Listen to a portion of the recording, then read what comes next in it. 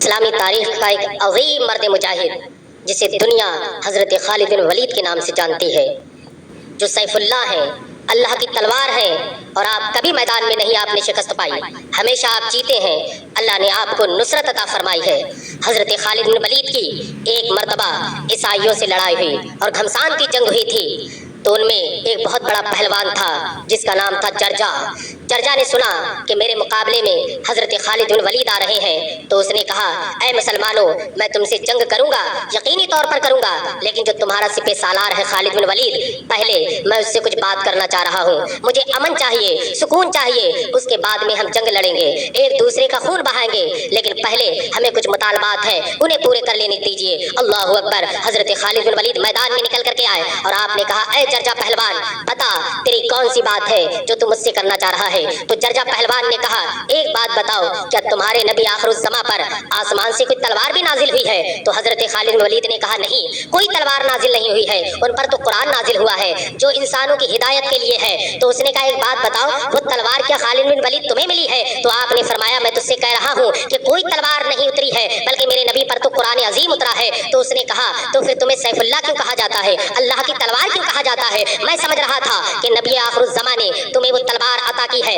اس لیے آج پوری دنیا تم کو سیف اللہ کہتی ہے، یعنی اللہ کی تلوار کہتی ہے۔ تو حضرت خالد بن ولید نے ارشاد فرمایا، نہیں، مجھے سیف اللہ اس لیے کہا جاتا ہے کہ یہ مصطفیٰ جان رحمت نے مجھے لقب دیا ہے کہ تم اللہ کی تلوار ہو، اور کبھی میدان میں اللہ کی تلوار نہیں ٹوٹ سکتی۔ یہی وجہ ہے کہ خالد بن ولید کبھی کسی میدان میں ہار کر کے نہیں آیا ہے، ہمیشہ اللہ پاک نے مجھے جیت عطا کی ہے، اور اللہ پاک کی مدد و نصرت میرے ساتھ رہی ہے۔ اس نے کہا، ٹھیک ہے، میں اس بات سے مطمئن ہو گیا، مگر اے خالد بن ولید، دوسری بات میری یہ ہے، ایک بات بتاؤ، کیا تم میں سے جب تمہارے مذہب میں کوئی ایمان لے آتا ہے تو اسے برابری کا درجہ دیا جاتا ہے یا چھوٹا درجہ دیا جاتا ہے؟ اللہ اکبر۔ حضرت خالد بن ولید نے ارشاد فرمایا، جب کوئی ایمان لے آتا ہے، مسلمان ہو جاتا ہے، تو پھر وہ ہماری صفوں میں کھڑا ہو جاتا ہے، چھوٹے بڑے کا امتیاز نہیں رکھا جاتا۔ اسلام امن کا نام ہے، اسلام محبت کا نام ہے، اسلام پیار کا نام ہے۔ جب جرجا نے ساری باتیں سنی تو وہ سمجھ گیا کہ اسلام میں اونچ نیچ نہیں ہے، اسلام میں نہ کالے کو ذلیل کیا جاتا ہے نہ غریب کو ذلیل کیا جاتا ہے،